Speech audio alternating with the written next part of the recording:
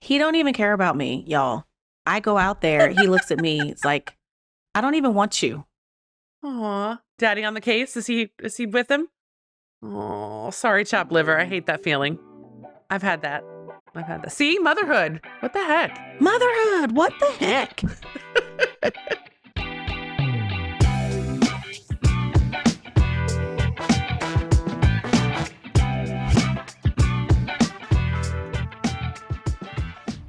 Welcome to Pushing Past Polite, where we talk about what matters and make the world more just. I'm Corey. And I'm Laura, and we're so glad you're here. What? That was a face. You don't like my name? Oh, of course, I love your name. Oh, thanks. It doesn't matter. I would love you no matter what. Aw, Or Rose by any other name. thanks. What if it was Edith or Ethel or Agnes? Be a hard one. That'd be a hard I sell. might make more assumptions about you. Mm. Agnes is cool, man. That's a name. You know, a lot of old names have become new, but that's not one that I think can age and can transfer to this time. Agnes? God, no. Mm. My apologies to all of our Agnes listeners. I could totally hear that being your middle name, Laura Agnes Kastner. Look at that. That just rolls together. I don't know. Leck. Ooh, that's terrible. I know that is. Oh, this is funny though. So I'll actually say this. We nearly named my kid. This is many, many years ago, over 10 years ago. My first son, we thought about my only son. Sorry, I have one kid, one boy. We talked about Jackson, like liking that name. And then I was like, I'm way too New Jersey for Jackson. I can't sell that. Like I was born in Jersey. I can't sell that. We live in the capital of Confederacy. No. But we also realized that he'd be nicknamed Jack. And my last name starts with Kass. So it would be Jackass. Jackaster. Yes. I was like, we can't do this, honey. This is not safe. You have to think about all the ways that kids are going to make fun of you. And that's a very obvious one in my mind. That is so funny. Yeah. That's why names carry a lot. You got to be real careful. Yeah. My name, I think my mom wanted to name me Kenya and my Aunt Dot, who is turning 90 this year. Actually, this month. Wait. Is it today? Birthday? Happy birthday, Aunt Dot. Aunt Dot. I love you a lot. It's this weekend. I think it's this weekend. Have you sent her a card? Have you sent the card yet? No. Okay, well, you want to take a break? We'll put on some elevator music. You can do that real quick. I could do that. Yeah, no, I have gotten not as good at that. I'm going to get back into doing that. Sorry, I took you away. So Aunt Dot had a big opinion about Kenya? Yes. And she told my mom that she couldn't name me that because she didn't want people to be like, Kenya, can you get me? Can you get me? Can you get me? Like she was thinking about that way that people might use the name, just like you were thinking about Jack Gassner. Yes. Yeah. And yeah. And so then my mom had a little boy named Corey and liked that name. I love it. I love it. Yeah, we had a lot of names we couldn't use for lots of reasons. Another one I liked was Prentice. Like the idea of an apprentice, but not related to Donald Trump or the TV show. Definitely not. But I liked the idea of it meaning a learner. And I was like, oh, that really appeals to me as an educator to have a kid who's Prentice. And I knew a little boy named Prentice. And my friend was like, Princess sounds way too much like Princess. He's going to get shoved in a locker for that. So anyway, you got to vet all that stuff. Oh, man. But this is the perfect segue because we wanted to talk today about motherhood and our decision to become mothers was something, we chose, or maybe as we've discovered and talked more, maybe didn't so directly. So let's get started about that. Did you always know you wanted to be a mom? I think so. I always was drawn to the little people. When I went to church more persistently and consistently, I taught the babies. I always had a small person. If I wasn't doing work in the church, I often or usually had a small person in my arms. You've got that baby magnetism. They love you. And I could get them to go to sleep and just, chill, relax kind of mode. I similarly, babies did love me and little kids loved me. I babysat a ton, nannied a little bit in high school and college. And then kind of fell into education, which of course is very kid centric. And so I think it was always something that was on radar for me. Mm-hmm. But I've had to interrogate the why a little bit more over time. What were you going to say about magnetic babies? And I cut you off. Oh, but I also know that I couldn't be, I ended up in teaching as well, and as a classroom teacher as well. But I knew for that setting, I couldn't do the littles. Mm. I needed bigger people Mm-hmm. who could regulate their emotions more and could more adeptly communicate what their needs are. Yeah, instead of wiping noses and tying shoes all days, right? Yeah. And just like I get overstimulated with my two children that are small. I know that that context would just be overwhelming for me. And in church, there were a couple of, like 6 babies and 2 adults. And it's like, oh, yeah, this isn't hard. I like these ratios. Yeah, I like these ratios. Yeah. It's Mm-hmm. like we can all be playing. But in a classroom setting, I knew that that was not my calling, Mm-hmm. let's I say. also liked with older kids, being able to ask them something that they could respond to you in writing, right? Like in terms of an assessment and knowing what they knew. There was a threshold or a certain age at which they can show me what they know in a different way versus Mm-hmm. with little ones, it's much more observational and kind of checklists and watching and looking for growth milestones. And that it's a challenge. It's a different skill set. Yeah, absolutely. So you always thought you wanted to be mom. You were drawn to babies when you were younger. Mm-hmm. So was that something in your process of dating and meeting your partner, or was that something that was on radar to talk about as like, this is what I want to do? Yeah. Yes, absolutely. When I was in my mid late 20s, I was in like, aside from my marriage, the longest dating relationship that I had ever been in. And my partner at that time had a small child. Hmm. And so I got to have some of that parenting experience in relationship to him, which was, Mm-hmm. he was a magical little human. I'm sure he still is, a bigger human, but that was just like, oh, and we talked about that, how I really wanted kids and like, where is this going? Are we gonna Mm-hmm. get to a place where we're gonna grow a family and things like that? And it didn't work out, which is fine because now I am here. I'm here. What about you? How did your journey start? Yeah. So I will back up and say that I was raised by a stay-at-home mom and even for multiple generations. Like, I don't think the women in my family pretty much ever worked outside the home. That's not to say it's not very intense work. But also culturally, so I come on my mom's side, the matriarch line, everybody's Italian. Mm-hmm. And so family is everything. I mean, picture all the tropes you hear in like mafia circles, like the family. That was very front and center in terms of like everything that mattered. So I grew up with the language already being around me that family was very important. And my mom, all the women in that line, their sole role was in homemaker and childcare. Yes. And so certainly that rubbed off on me, I think. Mm-hmm. And I will say though, now, it's one of those where here I am, fast forward however many years later, age 40, almost 41. And I'm very, very happy with being a mother, like wouldn't trade it for anything in the world. But I don't know that my choice was super conscious as I interrogate this and look back. I think so much of my upbringing was socialized to be caretaker and, oldest daughter. That has its own implications, right?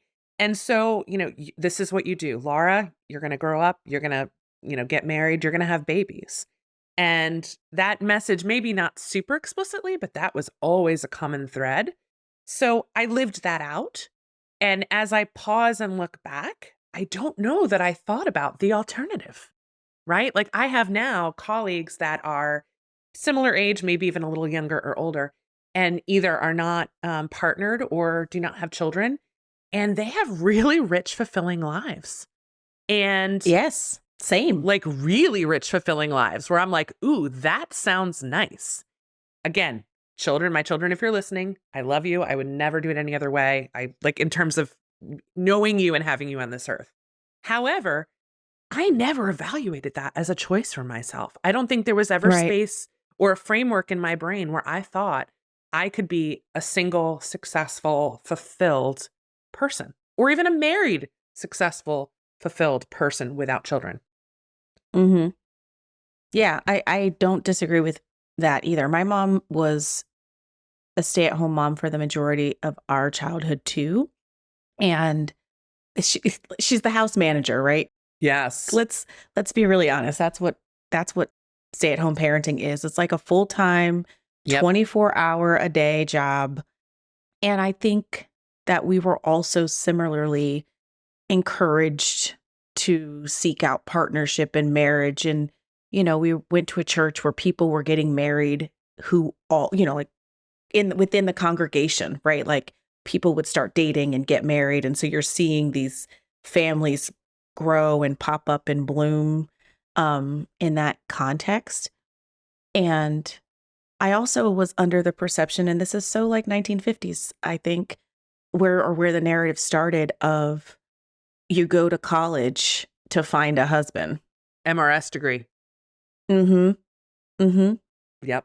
And so then there's some sort of like failing if you don't accomplish that. And I think our generation, and probably the generation right before us, started not having that experience as persistently. Like I Yep. have some people who I went to high school with who are married to high school sweethearts.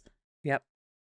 And then I have, like you said, some people I went to high school with who are married and have partners, and they have this thriving, booming, busy life and businesses and things like that. And, one of my besties lives around the corner, and he and his wife are 39 and 40 respectively, and they don't have children.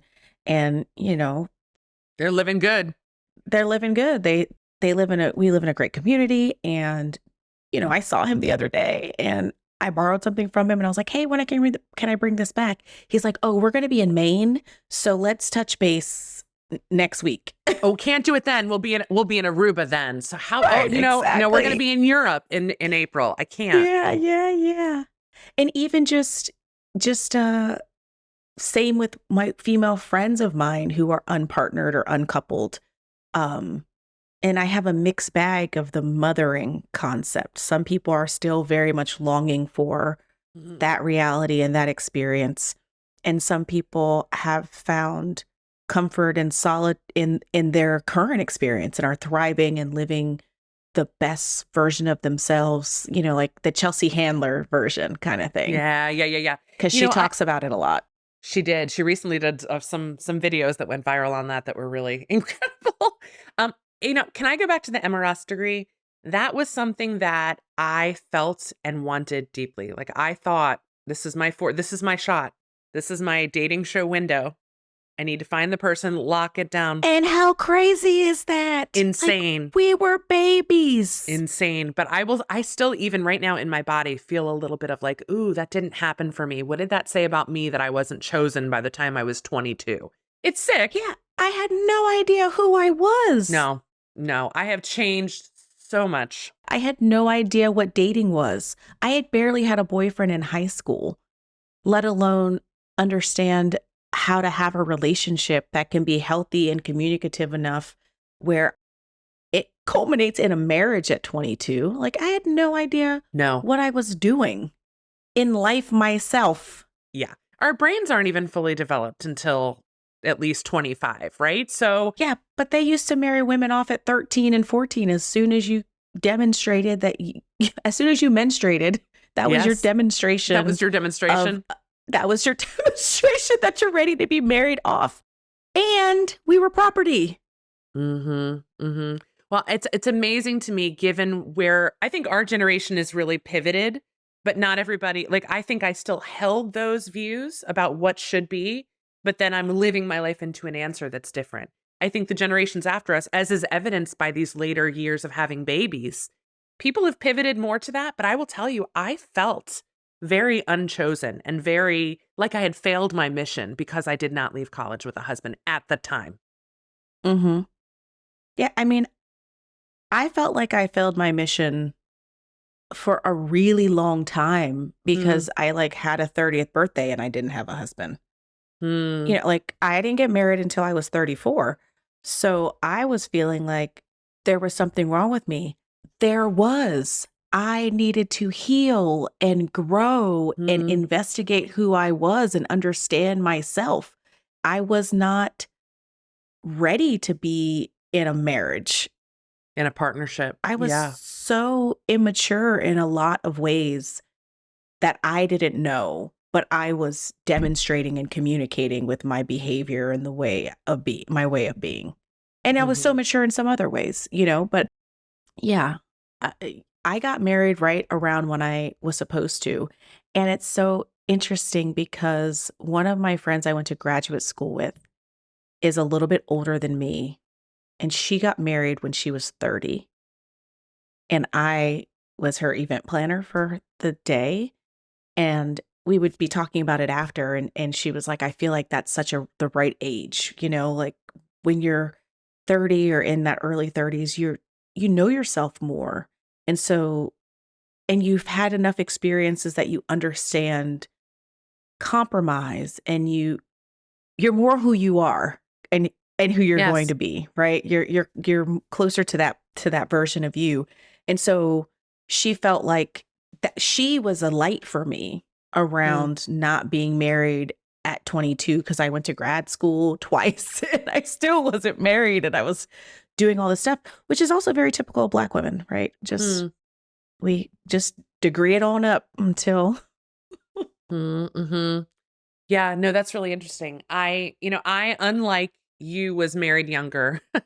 I got married at 25. I met my husband at 23. So this was post college. I was really young, having graduated from college. I had just turned 21 when I graduated.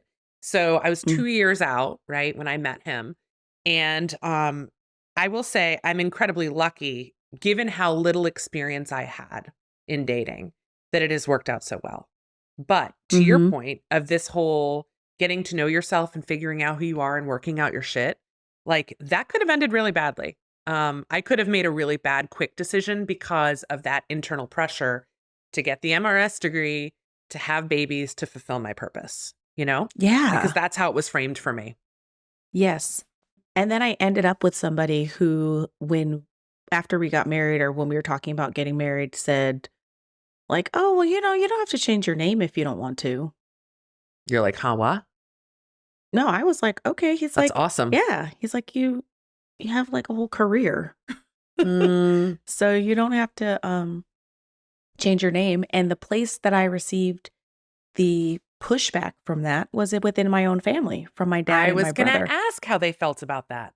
Mhm. Mhm. Interesting. Um and then we waited to have children. So we were married a couple of years Hmm. before, because I got married at 34 and we had our first son when I was 37. That year, a couple months later, I turned 38, right? So, So you had time to settle into the relationship and navigate living together first, too. and we bought a house, and like we did stuff, you know, and, You lived your best life and like your neighbors down the street, Aruba and Maine and all the places, yeah, right? yeah, yeah, we did all the things. And yeah, we just got to get to know each other better and have that time for us while we're young, because we know we're going to have, or we hope and dream and believe we're going to have that time again where it's just us when we're older. Mhm. Um, and so, but I wanted to be a mama. And I remember my dad saying, which is so interesting, after I had my first baby, he said that he was worried that I wasn't going to have this experience. And he's so happy that Oh, because in his mind, it didn't meet the timelines? that's what I felt like. Mm, It was just, I turned 25 and 30 and 32, and I'm still not in that space, and then 35 and 36.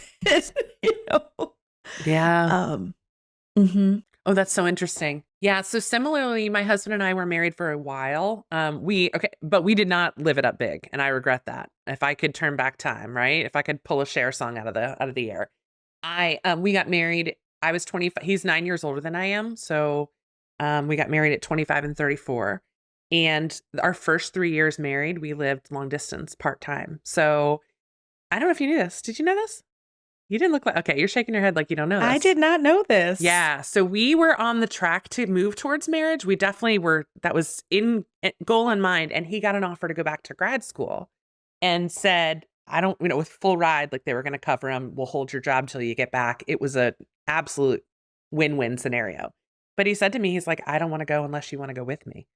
And so that really accelerated. I know. Oh, I'll never forget. He had tears in his eyes. I remember exactly where we were sitting in the house he had just bought for us to live in together. And all of a sudden we're moving. Like, what is happening, So we talked that out. I said, okay, well, let's do it. And so we got engaged in, I think 2 or 3 months later, and then got married 3 months after that. Everybody thought I was pregnant because we got married so fast. I'm like, no, that's not it. And so, but I got the job I had said, hey, how about you stay on part-time? We still need you. And so I would spend like 4 days a week with him and then 3 days a week in another city about 3 hours away. And we did that for 3 years. Wow, Laura. Yeah. I have to tell you, it was a lovely on-ramp to married life because I was thinking that. it really was. People were like, oh my God, how hard is that? I'm like, it really was pretty awesome. 4 days a week, I, played wife, right? We'd do our grocery shopping together. We'd go hiking. We'd do whatever, make my meals for the week, pack it all up, go to the other city, have my girls' night once a week, do grad school 2 nights a week. And then I'd come home. And it was, right. I like took on and off a hat of being kind of having my single life a little bit and then having my married life. Mm-hmm. And we did that for 3 years. So our reason for waiting to have babies was that I was traveling and was going to have to do it alone or have this mobile life or give up my career because I didn't have connections where he was in grad school. And that just didn't seem to make sense, especially given that I was so young. Right. So we didn't have our first baby until 4 years into our marriage, which was nice because we did have a solid bond, but we were both in grad school working on our doctorates all that time. So our whole life has been this like delayed gratification, right? We're going to study, we're going to work hard. So one day, and then it was like, okay, now that you're done with that, let's have babies. Well, one day you'll get to sleep. One day you'll get to travel. One day. But that day ain't today. Mm-hmm. So, when I look at my friends who are without children by choice, okay, I want to be really clear that, I know there are some people, you had said that earlier, Corey, too, like people that still long for this. For the people for whom this is a life choice and this is, what they want, it's an option I never considered, but that could have been cool too. We could have traveled by now. We could have, all the money we've put into childcare and college savings and feeding this many people. It kind of sounds attractive too. Yeah. And don't get me wrong, we travel a lot with the tiny humans. Like, you're good at that. You're really good at that. The big one just got him his own suitcase. He's 3. He picked it out himself, brought it home and said, I want to get on an airplane and go see Nona. Aw, how cute is that? No, you're really good about that. Yeah. And he said, and you get on the airplane and you get on the airplane and you get on the airplane. We all get on the airplane. Yes, sir. I'll buy the tickets tomorrow. And he has his own suitcase and he's ready to pack it up and go see somebody. I love that. I don't think this is going to change for you because this is something you really value in your family. And I can tell that. You'll go and do, and you're not stressed about it. Like, we're going to do this. We're going to make it work. Mm-hmm. But I won't travel for work. Say more. See, there's the difference, right? So I will travel to go see family because we're all going together.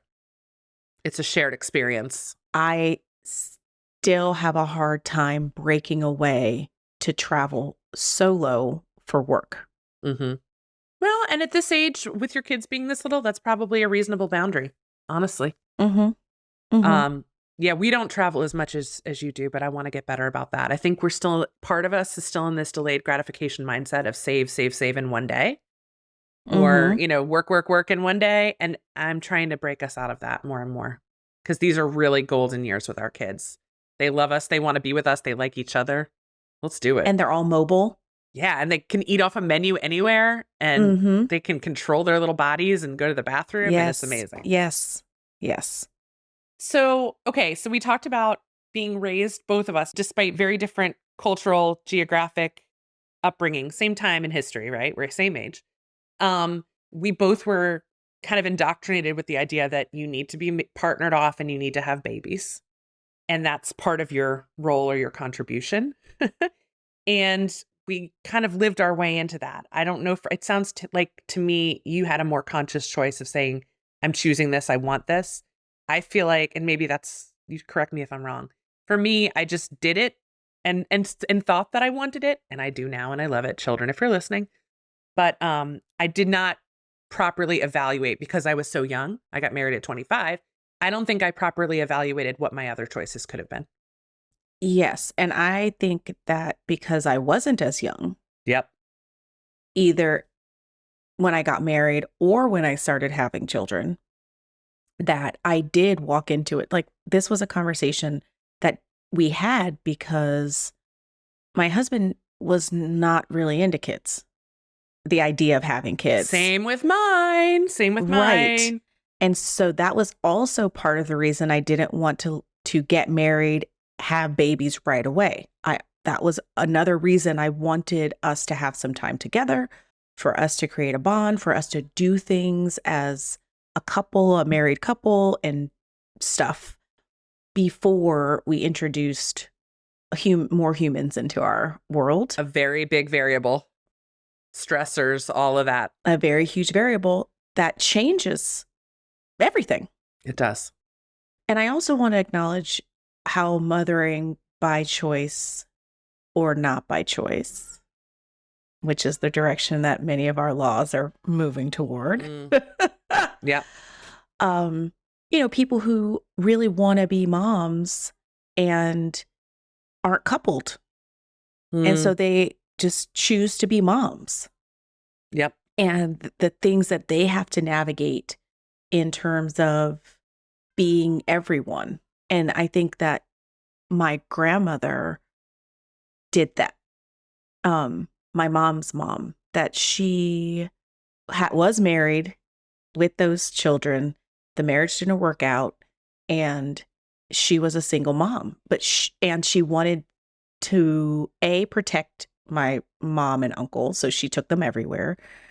And she also wanted to model something for them, I think. So she was in school and working multiple jobs and trying to create a life that could propel them to do whatever they wanted. I think that was a lot of her mindset around her receiving her own degrees. She has 2 master's degrees that she got going to school at night. She cleaned offices. She worked at a furniture store. She worked at a law firm. She was, with those degrees, she was an administrator. And she was like us. Like she just thought that this is what you're supposed to do. You have babies. You're supposed to get married, have babies, and do whatever. And the situation that she found herself in was not part of that picture that gets painted. And so she had to make a different decision, and that required her to be working and go to school and just keep on moving herself in that direction. And we have people who are our peers who are uncoupled, who want children, so they just have them. Yes, which of course, right? They go through all the things necessary. That is a whole nother set of intense experiences. Yes. With barriers to access and with barriers to all kinds of things. And I remember telling my parents once, and they're just like conservative in certain ways, like religiously conservative in some ways, telling them about a couple people who they knew. It's like, oh, so-and-so just had a baby, or so-and-so has a baby. And they're like, the first question they ask is when like, they get married, yes, are they married? That's the first question. And so we have been over the last few years having these conversations in my own family with my parents around disrupting that construct, right? That everyone doesn't have to be married to have babies. Yep. And, that's another side of the same discussion around bodily autonomy, women having bodily autonomy. Why does she need to be coupled or married in order to have a baby? Yeah, that's your And license. that's so grounded in just like patriarchal thinking, right? That construct. Yeah, because women don't have ability or agency on their own, right? Being Mm-hmm. Mm-hmm. landowners, being going to school, these things are more modern innovations, right? And so Mm-hmm. that Mm-hmm. idea of needing the umbrella or the coverage of the the man to care for you is so much ingrained in even the institutions we still see as things are changing. Yeah, Also too, I'm thinking absolutely. about, folks who choose motherhood who need, intervention through IVF and other types of technologies because either maybe it's a lesbian or gay That's couple what I'm talking about. Or just a single mom who wants or to a have single mom. a single woman who wants to have a baby. So they have to go and flip through a book and then they have to go through the process of, yeah. And Oh, and I have to say this, motherhood, my friend would freak out if I didn't interject. She recently discovered that her father is not her biological father, that she was conceived through a sperm donor. Her family never disclosed that to her, and that has just sparked all this trauma in their extended family. wow. So I say that to say, like, this is all so heavy and could be its own episode, and maybe we talk about that later. But Mm-hmm. I will say that persisting over obstacles to become mothers is something that I so admire. Whereas for me, and again, I'm fortunate in some ways because I like the way things turned out, but it did not unfold that way. It was like, okay, let's do this. We did this. It's done, And so I really Mm-hmm. want to acknowledge the challenges that folks face to choose motherhood despite some really crazy odds. Yes. And can I just say out loud, I don't know who needs to hear this, but stop asking women when they're going to have a baby. Thank Just stop you. it. Stop asking women Or when you're going to get you have married. or when you're going to get married. Like, just stop. First, you have no idea what the journey is that they're on. Yep. And so that question in and of itself is just so insensitive, so disrespectful, so inconsiderate. And it's none of your fucking business. Yeah. To be honest. It sends the message that we were talking about earlier that your function in society is this and only this. Don't do that.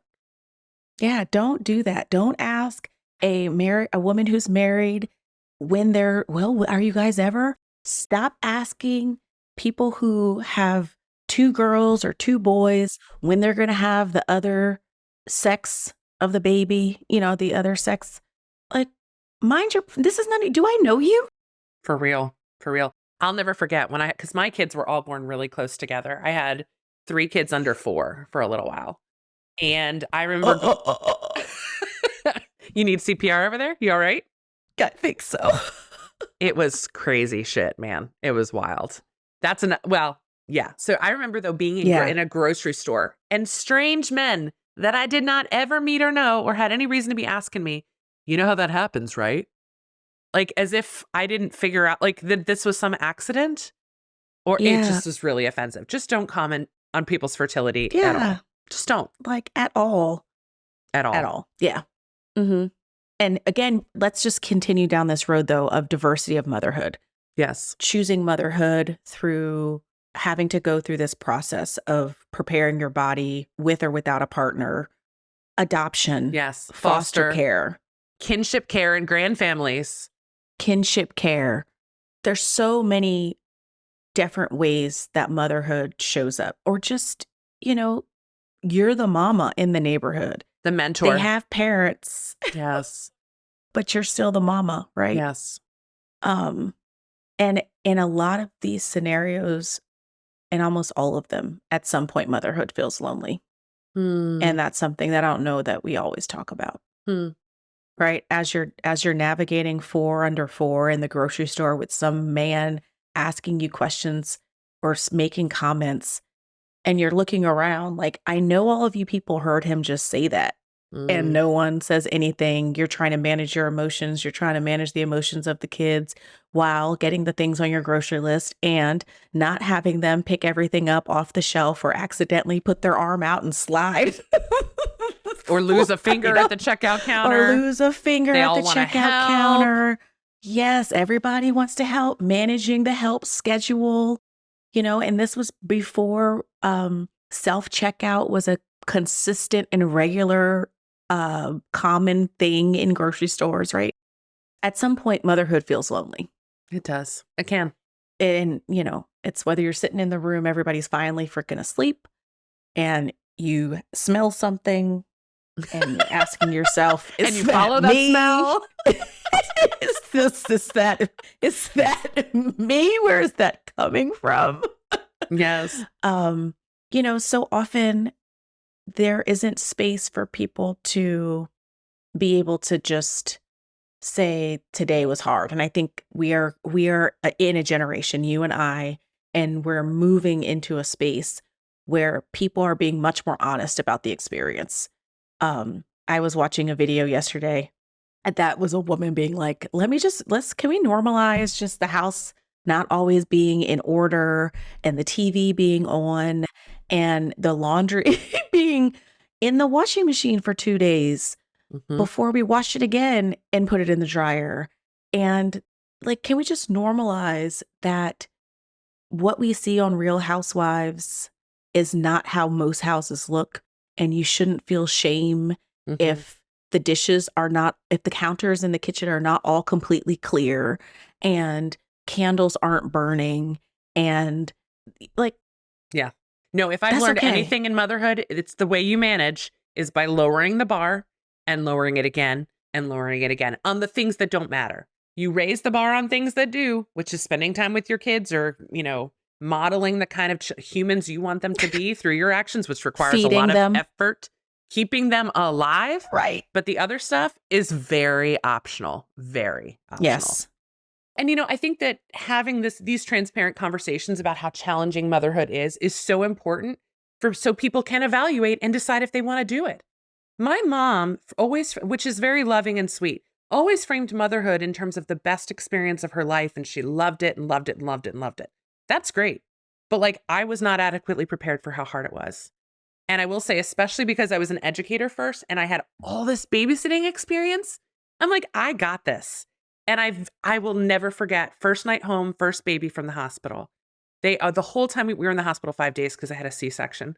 And all the nurses, oh, he's so good. What a good baby. I get home and I'm like, this baby's broken. Why can I not get this baby to do what I need this baby to do, which is sleep right now?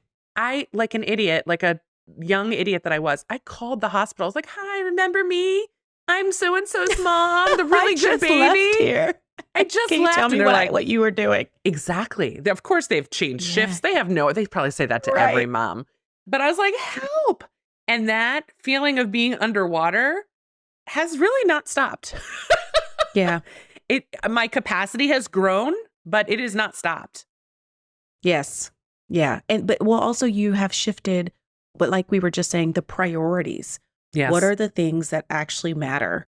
And so keeping them alive and ensuring that they know that they're loved. Yes. And modeling what kindness and care is, and holding them to that standard of being kind and caring, and then valuing the relationship that they have as siblings, right? One of the most important relationships they're ever going to have. Yeah. No, that takes energy, but you're right. That's energy. Where the priority goes. That's absolutely right. I also want to talk about that the choice of motherhood has consequences in our society too, good and bad, right? On one hand, we're told we've fulfilled our purpose, know how lovely and they're beautiful, and you have this generational legacy, which is beautiful and wonderful, and I don't want to discount that. But the impacts on a woman's career, the impacts on a family's disposable income, because there's not healthcare, childcare, all of this provided by our government, which it just is what it is, right? Right. The cost of raising kids by feeding them, sending them to school, clothing them, activities, all of this. This is a real cost. And I want to be very transparent about the fact that choosing motherhood means you are devoting resources that could otherwise go to you or other things you want to do. And while society has some work to do on that differential impact for women, it's a reality check. When you say society, you mean these United States of America? Oh, very much these United States of America. I have friends that live in Norway that have a year paid leave for each baby. Yeah. Right. Right. And universal health care and college paid for and, right? So this is not how it has to be, but this is how we choose for it to be. Right. Because capitalism, Because capitalism, white supremacy, patriarchy. patriarchy. Because women, your role is reproduction only and we'll handle the rest.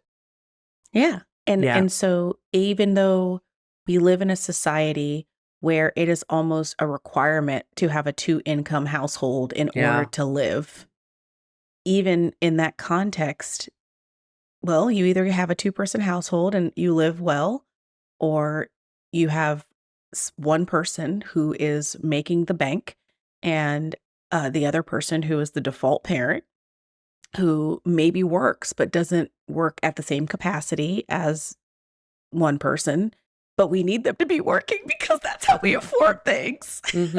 Right. Yeah. Or people who are working 2 and 3 jobs but are not living comfortably because we don't pay a living wage. Exactly. Because we don't pay a living wage. And so we have multi-generational households, and the grandparent is watching and helping with the kids so that people can go to work and, do that sort of thing. But yes, just choosing motherhood, there are all of these elements that come with it, from the way that your body has to grow, shift, and evolve if you're choosing motherhood through that way.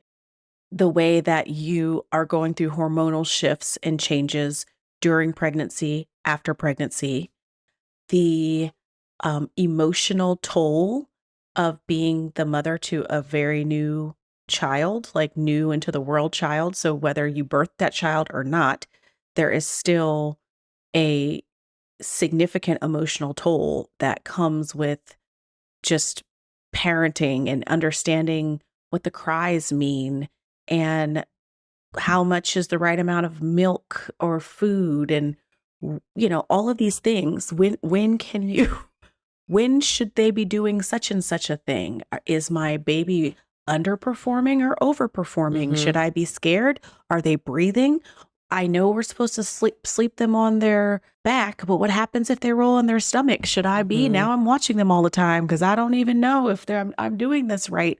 And who am I supposed to call? And is there Ghostbusters? Right? Is there a book for this? All of that. So then you have anxiety that you didn't have before because you're supposed to be keeping humans alive, but you don't know if you're keeping them alive because they're asleep in the room over there because those are Western traditions. That's what they taught us to do. And then as your kids get older, it gets less physically demanding and more emotionally demanding. What's going on? Right. I hope that they're not feeling rejection right now at school. Are they making good choices about their friend circle? How are they going to transition to middle school next year? Are they going to fit in? Like all the things. And are they telling me things? Yeah. Yeah. And this is even assuming normally developing healthy children. What about medically complex children? What about children who have special needs? It's just like, I think about how stressful and wonderful, but how stressful motherhood is. And I have a capable partner. I have an education which affords me a decent job at a living wage. And I have 3 healthy children who do well in school. You change any one of those variables, and I'm already stressed, y'all. How does this work? And it goes back to the system Not supporting, the structures, the institutions, not supportive. And so that's a whole nother set of questions you have to ask. And motherhood is immersive. It's all the time. It's every part of who you are, your emotions, your body, your spirit, your resources, your capacity. It's all consuming. And so to bring this full circle, choosing motherhood is something, or not, I firmly believe is something that everybody should make conscious in their thought process, as opposed to, whoops, I found myself here.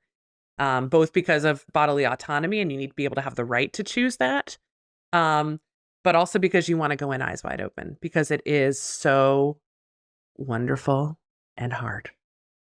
And I think people like Rachel Cargill, are you familiar with her, Corey? Oh my God, she's incredible. Look her up on Instagram. But she is starting the Rich Auntie Supreme movement. This idea of like, you can live a wonderful, soft life without children and still be fulfilled. And I think having those models for people is really important too, that your worth is not defined on the productivity of your ovaries and uterus, and that your value is, and your ability to live a fulfilled life can be so much more than this if this is something you don't choose. So don't feel pressured. Right. Our standard of what fulfillment means. Do you hear that? I do. Day in the life, baby. It's up, right? It's up to us, right? Like we shouldn't let other people or society or things tell us what make us feel whole and fulfilled. And so for some people, that's having the most amazing partner and doing things with the two of them. For some people, it's having the baby and absconding from the partner. For some people, it's adopting and pulling people. And there's just a variety of ways. All right, let me go see what's going on. Oh, go check. He don't even care about me, y'all. I go out there, he looks at me, it's like, I don't even want you. Aw, daddy on the case? Is he with him? Oh, sorry, chopped liver. I hate that feeling. I've had that. See, motherhood. What the heck? Motherhood. What the heck? I don't know. I feel like we just having these kinds of conversations and being able to be more candid and honest about all the ways that motherhood is both and beautiful and challenging. Finding really commonality important. And using that for activism and advocacy to change our systems to be more comfortable, to be more supportive for mothers is something we need to remember. We have power. We are 50% of the population, friends. And our partners should care about this too. And many of them do. But this idea of being able to choose motherhood or not and letting that be an option for families is so important because the costs and all the costs, right? Emotional, physical, you have to be ready for that. And once you choose it, we need to be pro-life through their lifespan. How can we support moms as humans? How can we support these children as they grow? All of that. So remembering that we have power in these conversations as they become more commonplace, hopefully can normalize the idea that this is not how it has to be. And I think we're sitting at the intersection of that, in terms of our age and generation, where we are positioned to see the spectrum of that in terms of the diversity of motherhood, the choosing or not choosing motherhood, right? Within my friend group or my extended friend group, I can see all these variations of motherhood, whether it be adoption, whether it be choosing to be a single parent, whether it be starting early or starting late or not starting at all, having a child who has Down syndrome or some other difference in ability. That's one of the reasons, A, that we need to be having these conversations, B, that we need to be mobilizing, and C, recognizing the implication of things that seem not that big to you having reach and impact on how other decisions are made. So I'm saying that to say this bodily autonomy for women, taking away those rights is just a gateway to so many other kinds of ways that the government can oversee and manage human beings and their bodies, right? If we allow the government to make decisions about women, which is who make up 50% of the population, right? Then what is holding them back from doing other things and making decisions about the kinds of supports available for people who have difference in ability and limiting access to resources for them, or people who are aging and need additional occupational therapy or PT and limiting resources for them. It gets dystopian real fast. Very fast. Very fast. So very fast. And we need to be awake and paying attention. So bodily autonomy, choosing motherhood, not choosing motherhood, just that ability to choose. Yes. Is something that we should always be fighting for. and ensuring that everyone has those abilities to choose, to be who they are without the constraints of society telling them who they're supposed to be. Which then has implications across issues, right? Rights, civil rights for all people in all ways. Yes. Yeah. I think that's the perfect way to wrap. Yeah. Do-do, boo, boo, boo, do-do, boo, boo. Or are you singing? Is that, oh, that's our song. Just with a very different instrument, but I like it. Before we wrap up today, we just want to thank everybody for their incredible support thus far and being with us on our journey and listening to these conversations. The best compliment we could receive is for you to share this with somebody else and to continue the conversation in your own sphere. So we would really appreciate it if you would help us by rating and reviewing and sharing with a friend. We drop every other Wednesday. Follow us on all the socials, so you know when the next episode's live on all the socials. Wonderful. Thanks so much Laura. for joining us for great. Pushing Past. Sorry. I was trying to wrap. No, wrap. No, thank you for being transparent about your journey. I love seeing the commonalities and some of the differences too. And here's to the rich aunties. If you want to adopt me, you know where to find me. Right? Can I get me a rich auntie? Yeah. We are the rich aunties. Oh, God. We're becoming auntie age. I don't know about the rich part. Remember all these babies we have? Thank you so much for joining us on Pushing Past Polite, where we talk about what matters and make the world more just. Until next time, I'm Laura. I'm Corey. Bye.